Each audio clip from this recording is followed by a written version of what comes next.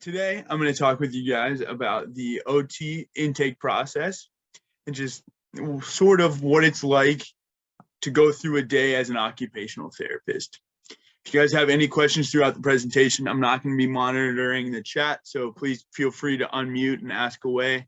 I think all you guys know me by now and know that, I'm more than willing to answer your questions. So, a typical day in the life of an occupational therapist. So there's three major things that OTs do in their day-to-day life. Research and continuing education. The field always is constantly moving. As new research comes out, we have to be privy to it. We have to make sure that we're staying educated on best practices, know the best ways to talk to clients and patients. We have to make sure that if a new technique comes out, we either know sort of how it runs or know why it's important, so that we might push a client toward an occupational therapist that does that specific technique if need be. And I think that that's one thing about OT that is incredibly misunderstood, and is one of the favorite parts about the field for me. Is people specialize, right? And I'll talk to you guys about my specialty later on in the presentation. But if somebody came to the clinic that I work at and needed something that I didn't specialize in, I would, tell them to go somewhere else or point them in a better direction. It's not really crazy competitive, at least in the area that I'm in, because there aren't a lot of specialty OTs around. So if you specialize in something, you're kind of going to get all of the clients in that area. The second and most fun piece of the daily life is patient care, right? This is the direct patient time where I'm working with somebody trying to make their life better. And just to give you guys a heads up, I'm going to talk about all three of these more in depth. But the last one and the most arduous of the process is paperwork. And unfortunately, paperwork accounts for a large portion of the job, much like a medical doctor or anybody else on the rehabilitation team. Paperwork is the way we get reimbursed and paid, so it's incredibly important that we make sure it's done accurately and well. But it's a big old drag. So research and continuing education, like I said, so it really is dependent on the state that you're in. Pennsylvania, where I practice, is a state that we have to have at least 15 continuing education credits per year. So you get, they're called CEUs, continuing education units. If you take an online class throughout the year, they might count for, 3 to 5 CEUs. If you take a student to work under you, that counts for, I think, 5 or 6, right? So there are many different ways that you can achieve these credits. And again, right, the idea is it sort of keeps you on your toes. It makes it so that you are staying up to date on clinical best practice and trends. And this is also the way that you renew your licensure. So every year I have to renew my my state license to practice. I actually, because I just graduated, I haven't gotten my official license yet. All of the practice that I've done up to this point has been through a schooling setting. I'm still waiting on my license to come in. So hopefully by the end of this time with you guys, I'll actually have my license, and I'm very much looking forward to that. And like I said, the absolute biggest drag is paperwork. So we use what's called an EMR, or an electronic medical record system. There's tons of different EMR systems, and they all do similar things, but with a little bit of a different spin.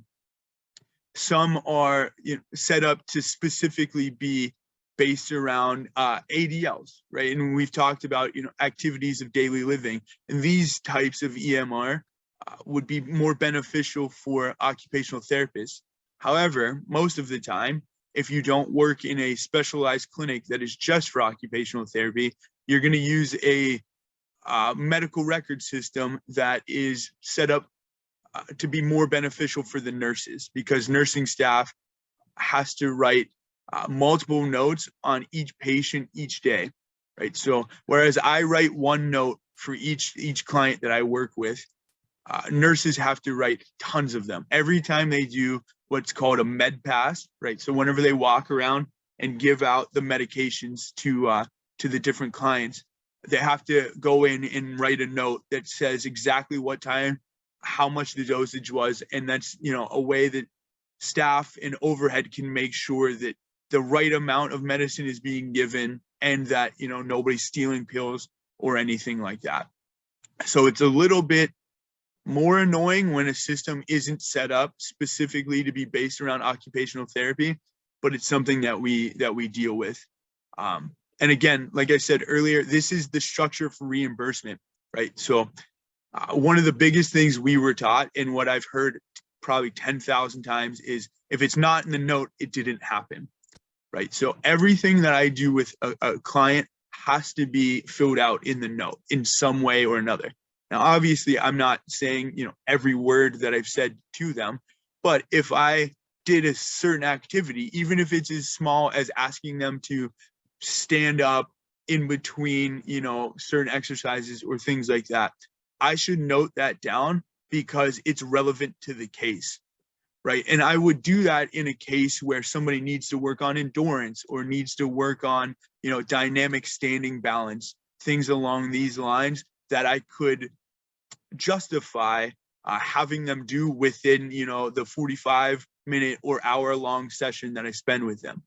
So everything that I do throughout a session has a specific billing code, and at the end of the note, I pull up those billing codes and attach them to the note so that the insurance companies know exactly what I did with the client, and we can be paid out through that system.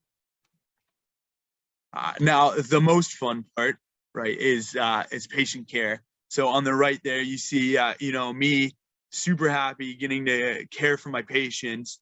And then you also see down there how sad I get whenever I just have to write constant notes throughout the day.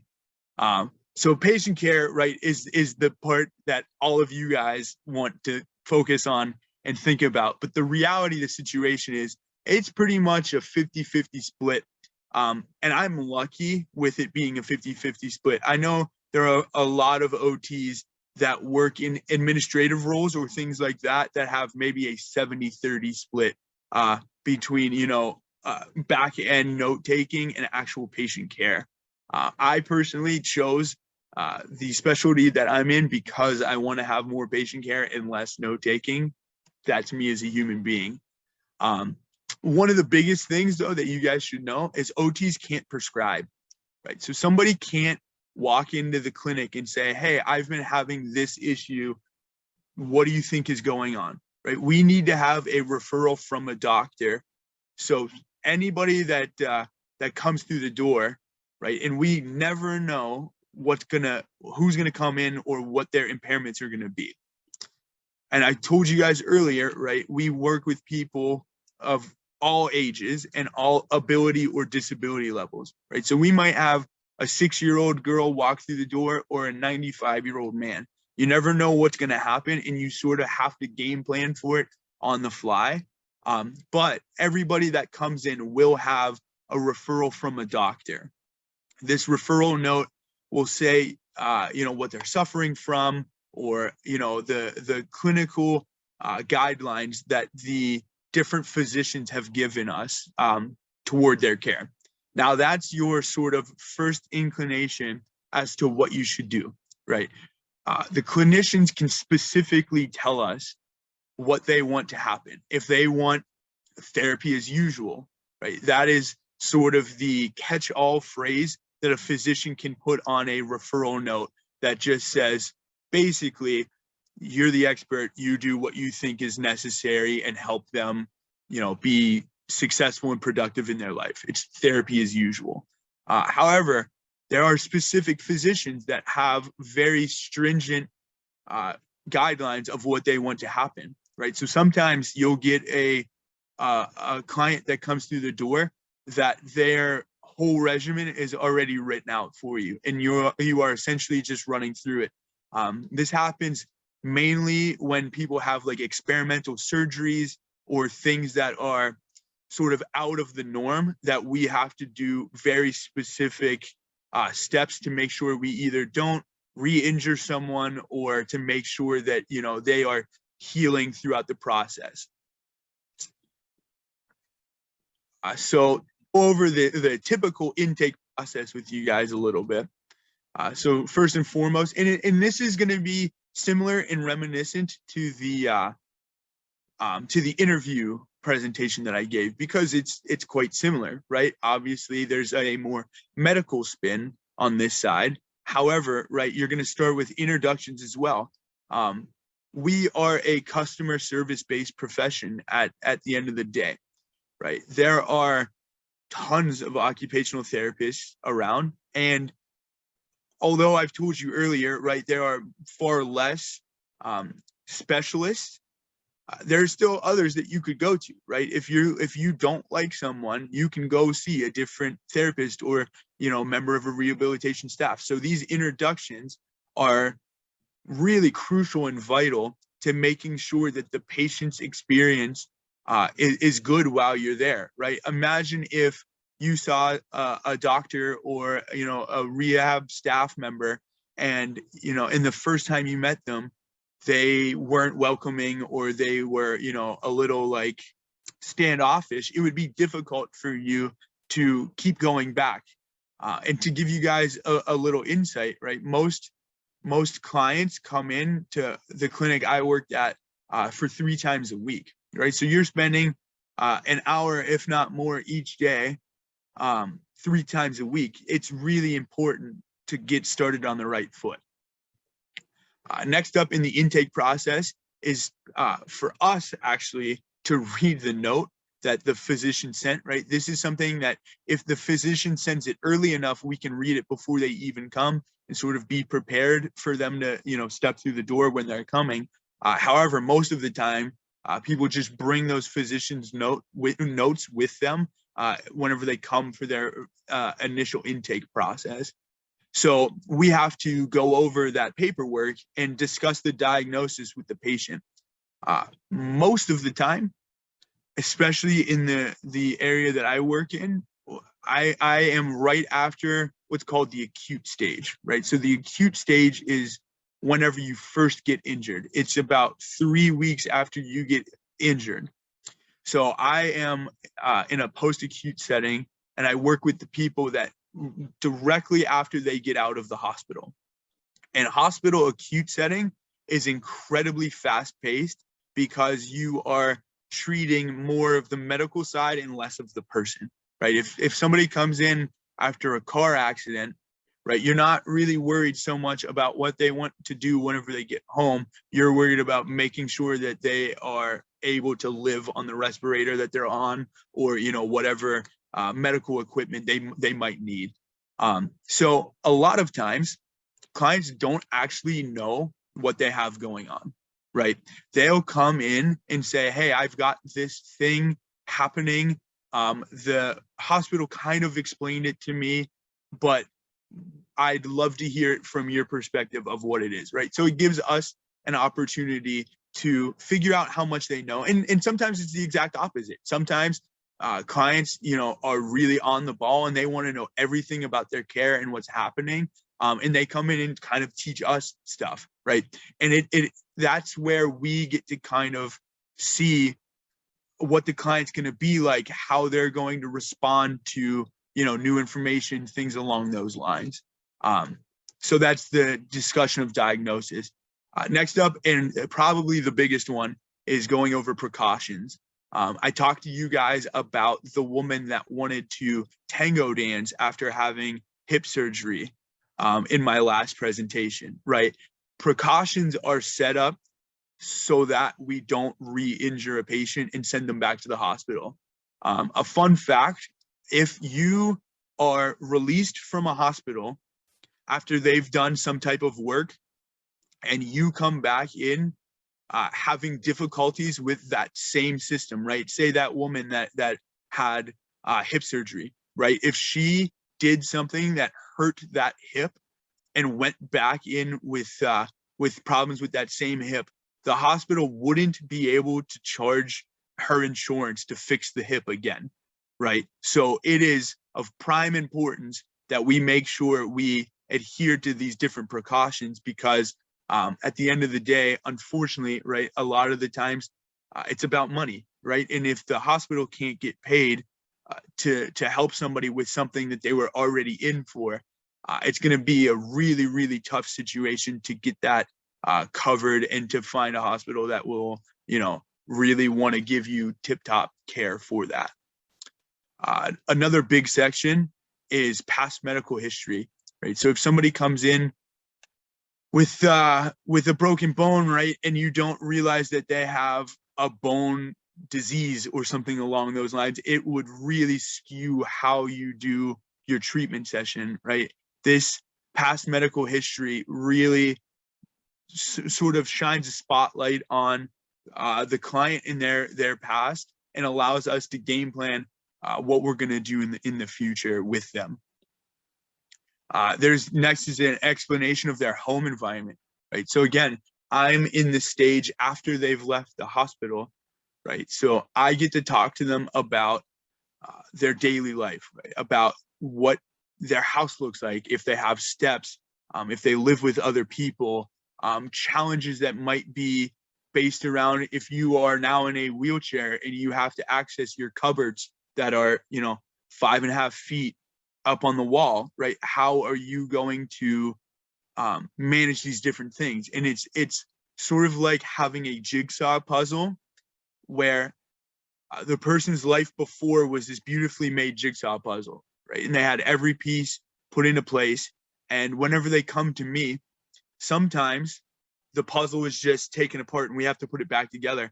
And sometimes it's missing pieces, and we have to figure out ways to sort of supplement pieces that don't really fit, to be honest. And one of the biggest ways we can sort of make these pieces fit is through an equipment discussion. And I highlighted that in red because, one, it's my favorite part, but also it's the most similar to assistive technology with what we're doing in this class. So an equipment discussion might be as easy as recommending a cane or a walker, right? And it might be as difficult as saying, hey, there's this brand new glove orthotic system that's being made in Boston. I think you are a fantastic candidate for it. Let's reach out to the company and see if, they have one available and teach you how to use it. What's fun for what I do is I kind of get to make these different things. So I'll talk to you a little more about that in a bit. But when we're doing this intake process, we have to talk to the clients about, specifics about their life. And we have to figure out from more of a medical standpoint where they're coming to us from. So a lot of this starts with doing a small scale cognitive testing screen.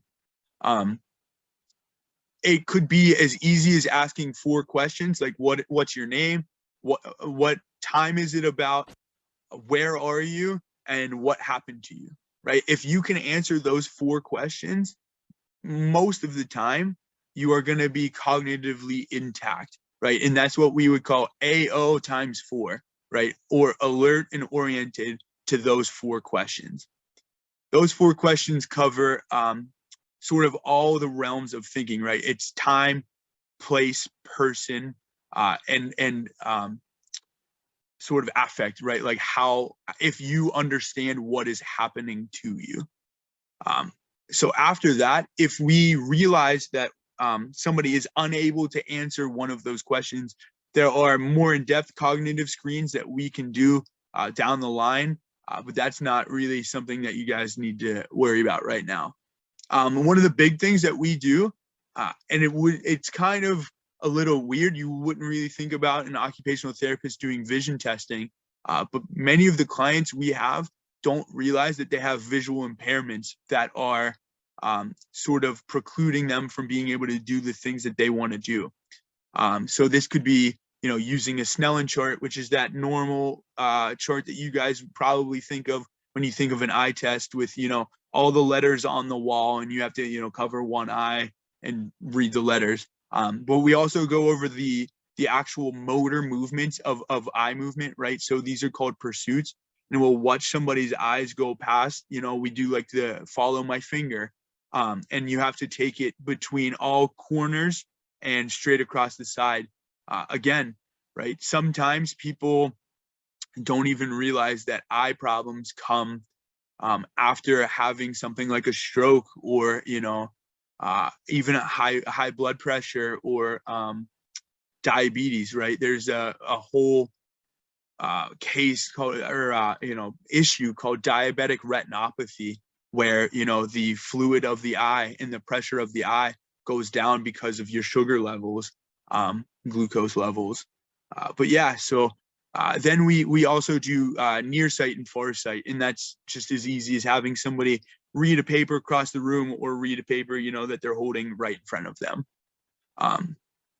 Another big one is pain, right? We have to have some quantifiable way to talk about pain, right? And I'm sure a lot of you guys have seen the charts, right? That has like, some of them have pictures where it's, like a red crying face at one side and a super happy face at the other side. Some of them just have words where it says, absolutely no pain, or, the most excruciating pain of my life. And the reason why we have all these different pain charts, is because people have different ability levels, right? If somebody doesn't understand, written, spoken English, we can't expect them to say the most excruciating pain of my life, right? They might be able to point to a photo of, a crying face and say, that's me, right? And these different tools give us different abilities based off of what the client actually needs. One of the biggest parts of the functional testing is a what's called a gross movement or gross motor scan. So we literally make the person move every muscle system in their body, right? And it starts, from your head and neck. So looking up, looking to the sides, ear to shoulder, then raising your shoulders, lowering them, bringing your arms in, bringing them back, right? So every movement and motion that your body can do, we have to be able to go over in a very short, fast amount of time. I have a video of me actually doing it that I can link in, and it becomes really funny when you're working with somebody else that knows what you're doing, because it essentially becomes a dance, right? You're moving in this type of way, and they're just all doing the exact same thing to you back. But what's important about this is we can see impairments, right? If I ask somebody to shrug their shoulders and they only lift this shoulder but not their other one, right? I can focus in on that and ask them about injuries that they might have had to that area, or, sort of talk about different ways that we can rehab that area. Also, after the gross motor scan, if we see an issue in a specific area, maybe it's in your hand, right? We will do a fine motor movement test. And fine motor movement might be picking up very small objects, or sensation in the hand, right? Talking about if somebody can, there's a concept called sterognosis. And sterognosis is, if I put something in your hand, but your eyes are closed, can you tell what it is? Can you feel what the object is without looking at it, right? And this is something that we do every day. Think about if you put your arm or hand into a purse or a backpack or something like that, right? We can rummage through the objects, feel what they are, and pull something out that we need. If you've had a stroke and you now feel differently, not like feel like, oh, I feel sick or I feel sad. If you feel differently tactilely with your hands, right? That process is going to look different for you. And lastly, for functional testing, we look at somebody's balance. If somebody has difficulties standing up or difficulties walking, we obviously have to tailor our care based around that. We can't have somebody, that has that is a fall risk, trying to walk across the room to put clothes away or something like that. And all of these things break down to activity analysis, right? So, and we've talked about some of these concepts before and talked about how they sort of break down. However, right, when we see somebody's specific impairments, we're able to do an in-depth activity analysis to figure out what these issues are, right? So again, I sort of talked about this idea of accessing the shelves, right? If somebody has a hurt shoulder, they're not going to be able to reach their arm up over their head to be able to pull something out of the shelf. So what we need to do is ask them to try to do one of these ADLs, right? One of these activities of daily living, to see where the impairments are and game plan how we're going to change them. It might be as easy as not using the top shelf in your, in your drawers or in your shelves anymore. Or it might be, now you are now paralyzed, right? You are not going to be able to stand up. We need to bring things down to your level instead of having those shelves up high. We need to bring everything down, maybe on the countertop or things like that, right? And that's where we sort of have the ability to game plan for a person's life, right? And really, the most important thing for an OT is figuring out what the person wants to get back to. If we can treat the symptoms, we can treat a person purely through like the biomedical or medical model. And that might be great if you're, in acute care or something where, again, you're trying to keep somebody alive. However, when somebody goes home, right, in my area, post-acute, after they're out of the hospital, it becomes much more important to deal with their personal factors. We want them to get back to living the life that they choose to live, right? And this, again, is where the idea of assistive technology can help, right? If they are unable to do a specific task and they're able to do it, if we give them this piece of technology, of course we're gonna look into that. But something to think about as well is this idea of instrumental ADLs, right? Or IADLs.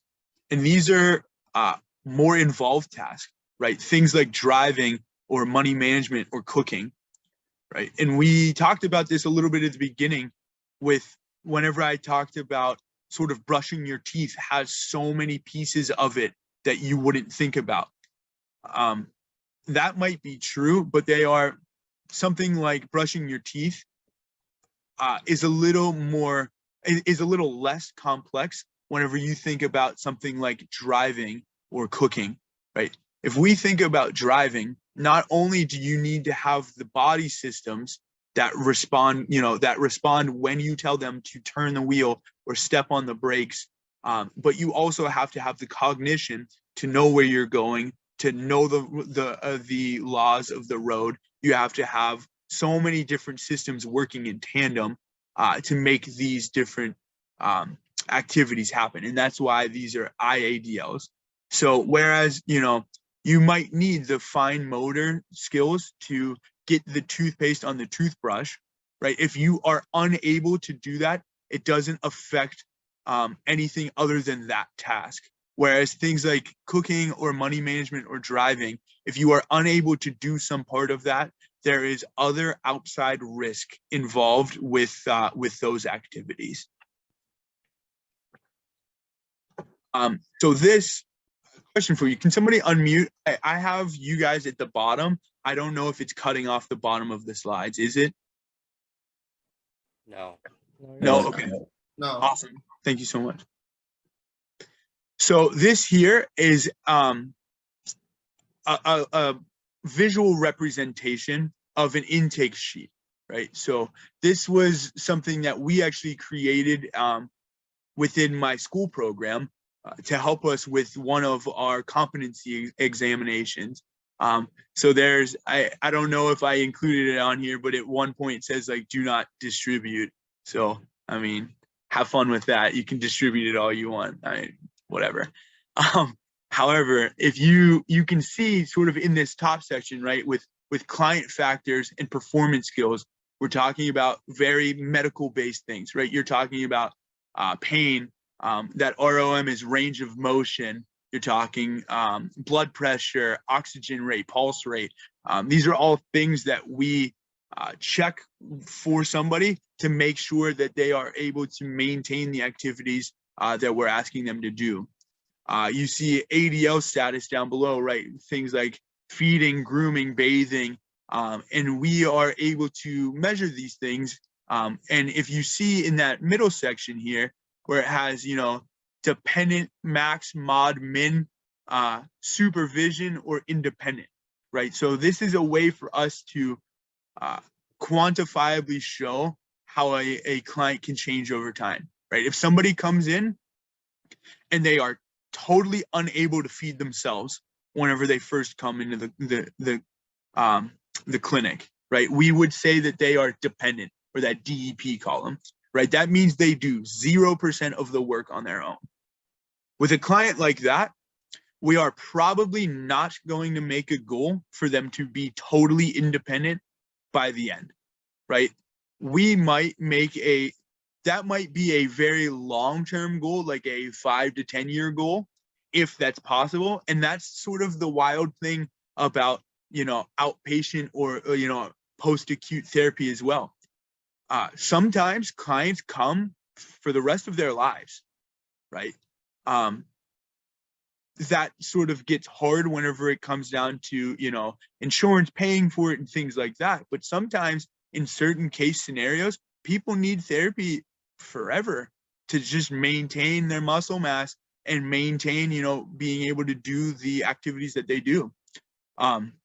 So again, to bring it back though, sorry, whenever we would do something like, you know, if somebody was dependent for self-feeding, we might make a short-term goal for them to be maximum assist for feeding, right? Maximum assist means somebody does 75% or more of the work for them, right? But think about it. For somebody that has needed to be totally dependent on somebody else to feed them, being able to do, say, 24%, 20% of the work on their own would be incredibly liberating for them, and would offer, you know, just a myriad of other possibilities of things that they were able to do, right? So if we were able to introduce to them a piece of assistive technology and say, hey, you have a hard time feeding yourself, you are dependent on feeding because you have a tremor, right? And a tremor is something like if you were trying to scoop up food, and this is just a pen, not a spoon or anything,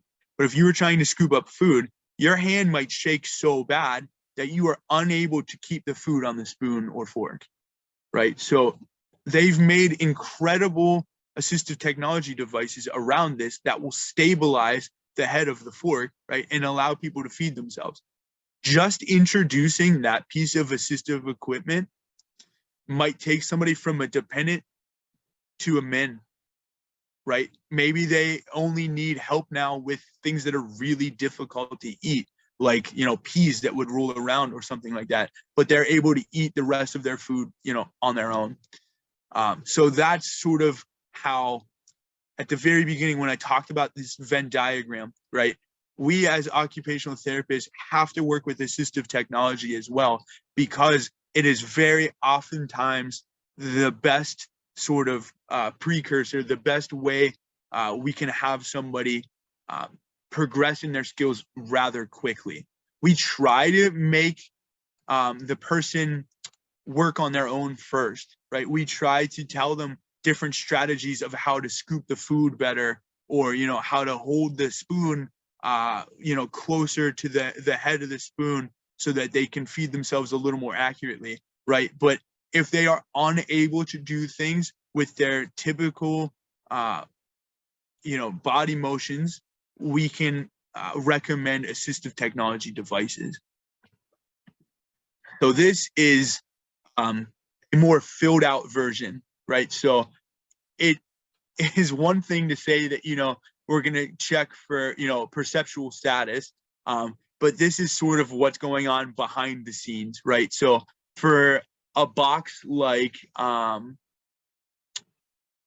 vision, right? Since we talked about that earlier, right? I'm checking near vision, far vision, field of vision, contrast, and pursuits should actually be on there as well, right? But this sort of gives you an idea of how we are breaking down each of these categories into different tests or pieces that we can go over. So now what I do mostly, because OT is so variable, right? I've done a million different things through my different fieldwork experiences and the research that I did in the Boston area. But what I've specialized in and what I will be working in sort of after this is in a hand therapy clinic. So I did one of my clinical rotations in a hand therapy clinic, working 40 hours a week. And this sort of field, right, the specialty of hand therapy is incredibly anatomical and it's very medically based, right? So if you look at those 2 pages that I have on there, and these are just scans that I have, these are my cheat sheets that I use just about every day, right? Because it's quite difficult to remember exactly what muscle group does what action, or the nerve innervation that goes to this muscle bed, or looking at like sort of down in that bottom right corner, right? I have the range of motion scales. So whenever you move your fingers, right, if I am only able to move my fingers this much, that would be a range of motion impairment, right? And so if you look at that table in the bottom right, it has the numbers that you're supposed to look for. There's no sense in memorizing 50 million things that you really don't need to use. However, right, I'll tell you, I have most of this chart memorized just because I do it pretty much all the time, right? So things that you do constantly, you're going to remember, right? And that is in any field. However, right, my favorite thing to do within the field of hand therapy is splinting. And splinting is the process of making an actual viable product for somebody. So very similar to what we are doing, right? If a client comes into the hand therapy clinic and has a specific issue that they need a splint for, and there are, hundreds of different issues that need splints and dozens of different splint types.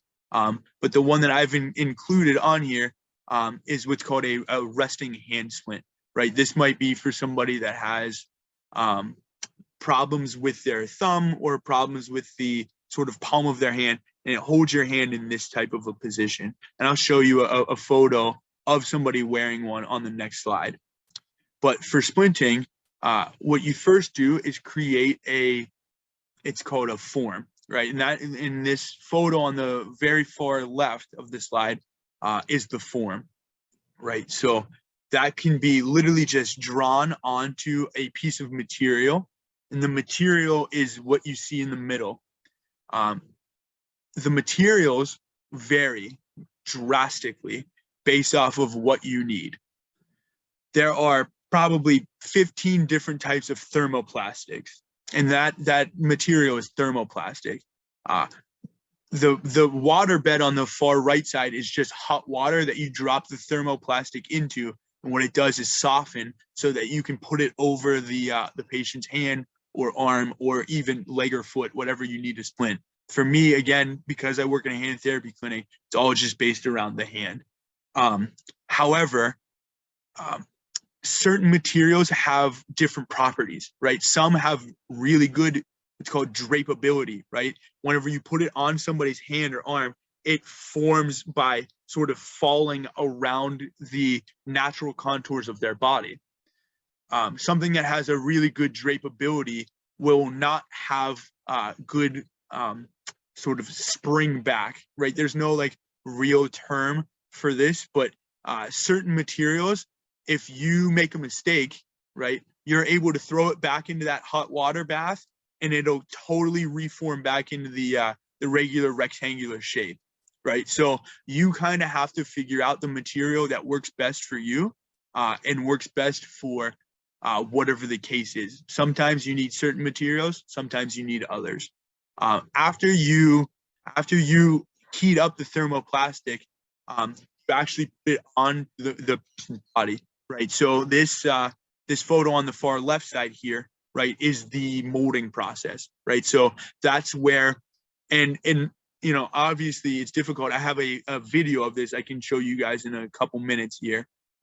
However, you are literally forming it to the contours of the person's body.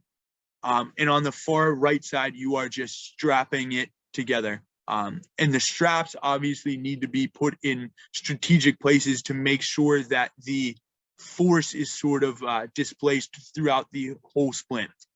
If the force isn't displaced, you'll get rubbing marks in certain areas, and it'll just be genuinely uncomfortable for the client to wear. And most of the time, these splints are supposed to be worn either, you know, in case of something like a burn, right? If you have a burn victim that needs a splint, they're going to be wearing their splint literally all day. The only time they're going to take it off is to take a shower, right? So you need to make something that is comfortable for them and not causing more harm or damage. And I can show you here, right? I have, actually, I'll show these at the end so that I can be big and not have the screen share going. But let me show you this rather quickly. Welcome to Basic Hand Orthosis Fabrication, a just-in-time training guide. This is a refresher training that will help you on how to fabricate a rest. I'm gonna skip ahead a little bit here because I talked to you guys about a lot of these different pieces. So if you look here, go away. So what she's doing right now is marking all of the different landmarks of the hand, right? So when you're making a splint, you have to make sure that, again, you are not rubbing on certain bony prominences, right? If you feel your wrist, right? Everybody can feel this spot B, right? It's the ulnar styloid, right? So it's this big bump at the bottom of your wrist, right? That's your ulnar bone, your ulna that comes down, and it has this big bump at the edge, right? We need to account for that when we're making a splint so that it doesn't rub on the client, right? So what she's done is just mapped all of these things out with the client that she's making the splint for. And so next, she's gonna make the form, right? So the form that I had on that very first slide on the far left, she's going to show you sort of why that was set up the way it was, right? So she's going to go from 2/3 of the forearm length. So that's going to be, you know, the length that the actual splint is going to be. And she's going to kind of come up and around these different points.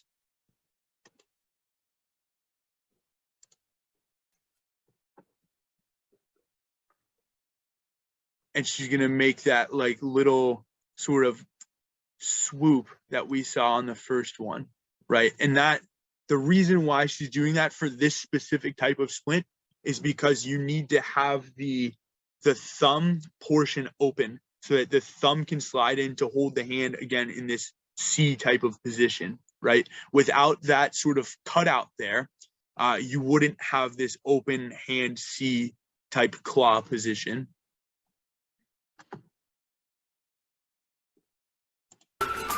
And connect eye at the line of the 2/3 of forearm. So again, if you see, right, you can see this sort of, can you guys see my mouse as I move it? Yeah, cool. So you can see this sort of triangular section here is going to be cut out, and this flap here is going to fold down, right? So that's where you're going to fold to make this nice C shape on the hand. Right, you can see that like hand position there. So she's going to throw it in the wall. She's going to trim it up. So, right, she drew out all of those different landmarks. She's going to then draw it onto the thermoplastic itself and trim it. And then she's going to throw it into the hot water bath. And she's going to put it onto the client's hand. This is the cool part here. She's using those spatulas. Position the patient's hand and place the thermoplastic. Please see the screen for the specific joint positions. Now, get the palmar arc and mold the finger pan. Use the ulnar side of your palm to avoid unnecessary marks. And then, mold the C-bar. So again, like she said, right, every splint has specifics that need to be, sort of adhered to. You want to make sure that the hand is held in the proper position so that it can heal properly. I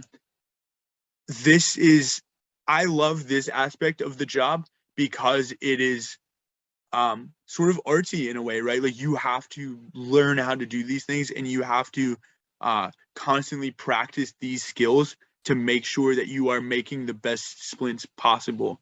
And so generally practicing OTs might literally never make a splint in their life. They might never have to, right? However, I love this area of thinking about it from an assistive technology perspective, right? This might be a very, very low tech, obviously, solution, right? But it is solving an issue for the person.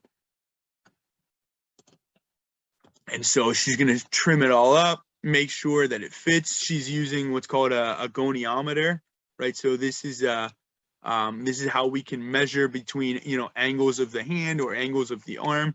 So she used the goniometer to make sure that she fit within those specs that needed to be listed earlier. And then she's going to, like, this sort of diagram is where she's going to put the strapping on, right? And the reason why you would strap in those different positions, again, it's to distribute the force throughout the whole hand, right? So at the end, I'm going to actually stop sharing here. So at the end, whenever you have fully created your product, right, you're going to have something like this, right? So you're going to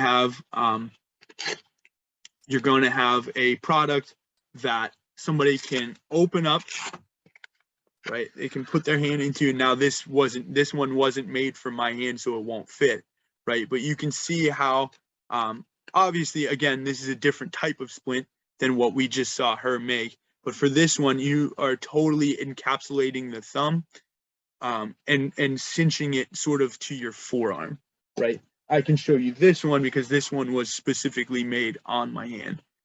So this, right, would be here. I haven't done the strapping for it, but I was sort of learning how to do this sort of cross bracing system with the Velcro on top here. But yeah, this type of a splint would be used for somebody that has some thumb mobility but can't do what's called opposition, right? So opposition is when you bring your thumb across and touch it to your finger pads, right? If somebody hurt, right, maybe the muscles in their hand or broke, the base joint of the thumb, right, they could use this because they can still move the top joint, right, but it restricts the movement in the base joint of the thumb, right? And so, I mean, I could show you guys for days. I have leg braces upstairs. I have so many different casts that I've made over time. But each of them has a very specific purpose. And yeah, that is sort of a day in the life of an OT, and specifically a day in the life of a hand therapist that likes to make splints. So I would love to answer any questions that you guys might have about, the intake process in general, or about making splints, or anything else that you might have.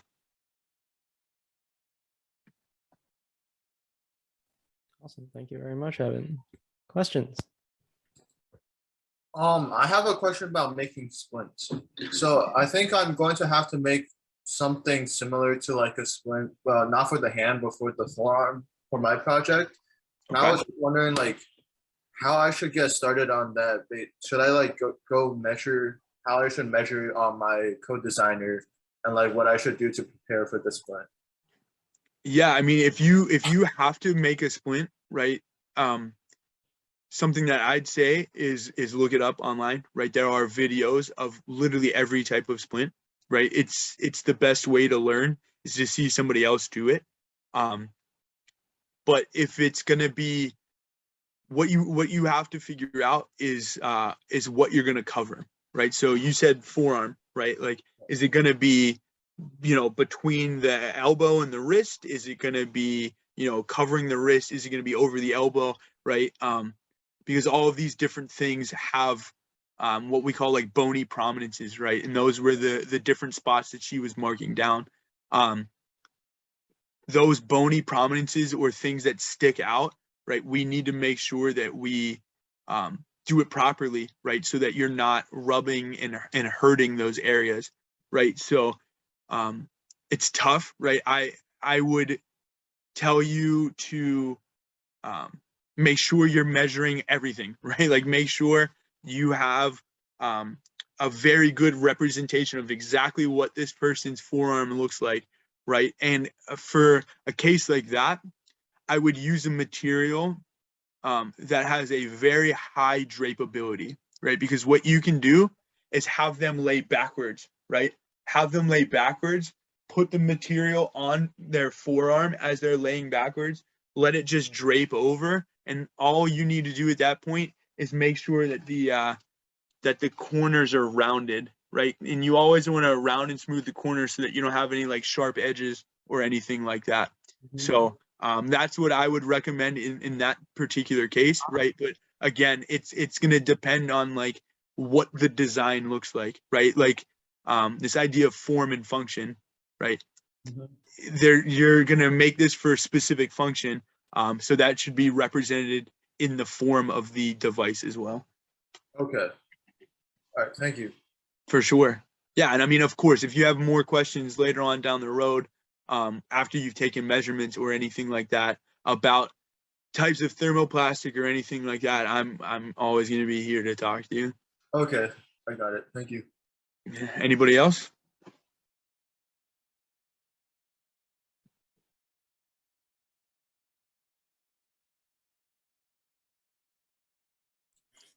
I have a question. Nope. Sorry, go ahead. Yeah, I was gonna ask you.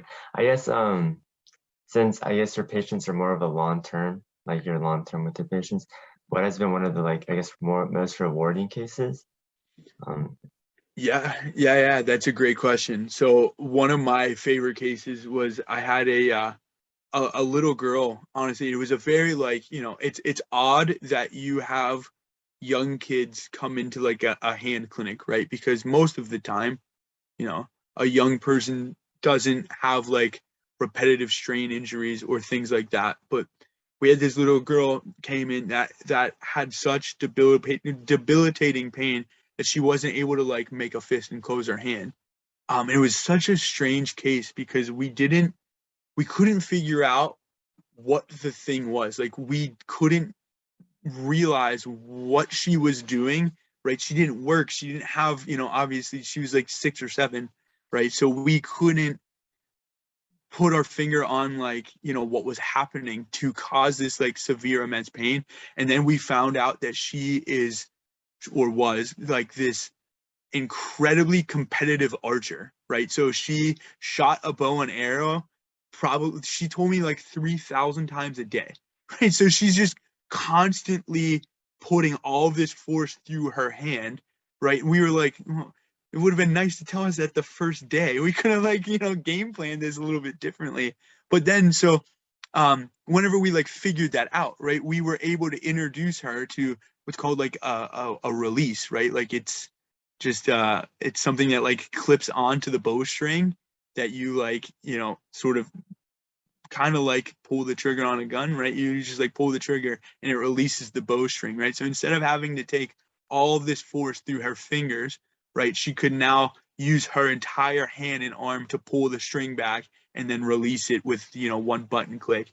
And it was a cool story because she then like was able to practice more and went on and won like some state level competition and came back and like took photos with us with the trophy and stuff. So I mean, that was a really cool case for sure. And just, you know, it's always nice whenever you get to help like a younger person that has their whole life ahead of them.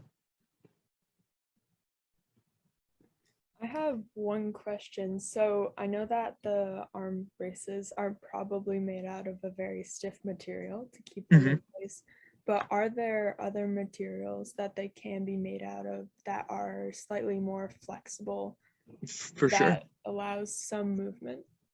Yeah, so these you're totally right. These are all, you know, like hard plastic casts, right? And this is sort of what you would use to immobilize something, right?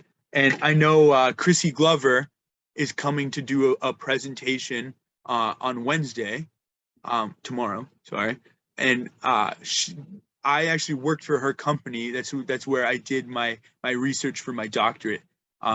She works in what's called soft robotics, right? So all of her entire product is based around this idea of having a soft and malleable bracing system, right? And so yes, right, much like if you've ever seen like the foam braces, right, that they sell at Walmart or, you know, whatever, these give some support, right, but also allow for some movement and flexibility, right? So again, it's sort of a form and function idea, right? If you are trying to immobilize somebody, right, you're not going to use foam that's easy to move, right? So yes, there are tons of different foam applications, and a lot of the ideas are the same in splinting, right? You want to, you know, distribute the force evenly, things like that, but the materials totally vary. And again, you're going to pick a material based around what you need it to do. Awesome, thank you. For sure. Evan, I have a question. Yeah. For splinting, are you ever concerned about like breathability, and what do you do in that context? Yeah, for sure. So actually in that photo, that like second photo that I had of the of like the different materials, one of them was perforated, right? And so like that is a very easy way to make something more breathable, right? You essentially are starting with 100 holes in it.